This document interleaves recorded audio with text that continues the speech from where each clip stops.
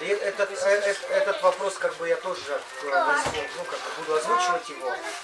И касательно автобусов. Сейчас мы ехали, мальчишка идет с рюкзаком, ну со школы, наверное, скорее всего, или может быть витрина такая, ну просто переметы огромные. А он идет по дороге, ну хорошо, там машина впереди нас остановилась, я уже потом в последний момент ему надо забрать, его забрали. И автобусы. И другие вопросы, которые у вас есть, я хочу их сейчас, ну, как бы услышать. Мы возьмем их, я это озвучу, и потом будем их продвигать. В тот раз мы поймали грейдер, думали бесплатно, а он уже платно проехался по нашему.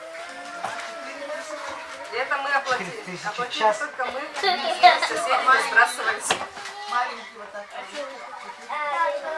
Вы платите, да, за это? Да.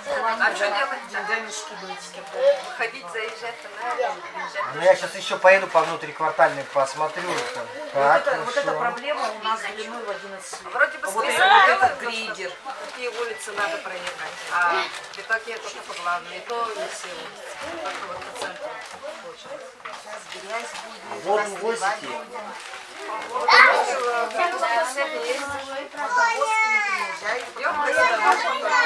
меньше не приезжает. Тут и нет дороги, соответственно, и пожар, с домов сколько сгорело. А сюда не каждая проедет, не каждая дорога.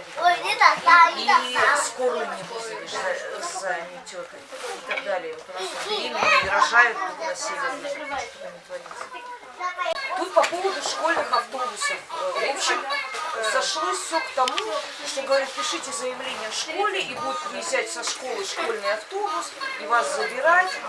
И вот все вот такое вот. Да нет, если бы у нас своя школа была бы, мы не ездили в город. У нас была бы здесь своя школа, да? Мы бы сюда все ходили, в свой садик. Мы ездим в Тулагино, Житай, город, потому что у нас нету школы. А население позволяет построить школу. У нас же по одному семье по 6, по 7 Ну тут детей. называете Сатал еще. Еще Сатал очень. Да, а чего не строить школу, я не понимаю. Давайте так, я предлагаю сделать типа как протокола, ну Наталья, может быть, с Галей подумайте как. Типа как обращение, протокольно там такие-то, такие-то отсутствие, свет перебой, отсутствие школы, отсутствие там дорог, там освещения, автобусного сообщения и так далее. Я буду делать что? Первое. Ускорить строительство школы, детского сада, то есть передвинуть сроки. Второе. В этом году обеспечить вас дорожным покрытием, которое бы значит, давало возможность подъехать ко всем. Следующее. Это чтобы у вас зимнее время грейдер не проходил только по центральным, а вы не тратили деньги. Следующее. Провести освещение по улицам. Ну, про школьные автобусы мы уже сказали. И так далее, что согласно вашей. И я по инстанциям, куда надо, разошлю это. Я знаю, куда писать. Пойдет такое? Пойдет. Сейчас специально поехал после встречи с жителями микрорайона Северный посмотреть, какие дороги, как у них они здесь ездят. Ну вот. Даже у меня в Утене таких дорог нет, и я и то чищу там. А здесь, в городе Якутске, вот такие вот состояния дороги. Причем это не где-либо, а именно в микрорайоне для многодетных. Хочу как раз передать привет от Натальи Эдуардовны Будищевой и от меня лично главе Ксенофонтову, который 2 недели не отправлял трактор ей, а у нее муж погиб на СВО, чтобы она очистит дорогу к подъезду к ее дому. При этом она сама наняла за 4000 трактор, чтобы подъехать.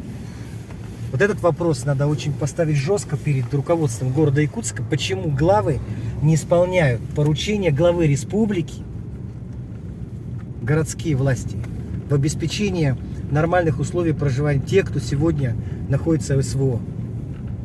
И это не единичный случай. И я не знаю, какой цинизм может быть по отношению к семьям, кто действительно является многодетными, и как можно так вот в одну колею просто пройти трактором, чтобы люди потом мучились лопатами. Надо самого сюда главу отправить с лопатой, чтобы он здесь почистил дорогу сам. Может, он поймет. И каждого главу нужно заставлять, чтобы они выходили и чистили дороги. Вот такие дороги, которые у нас в городе Якутске находятся. Причем у кого эти дороги? У многодетных.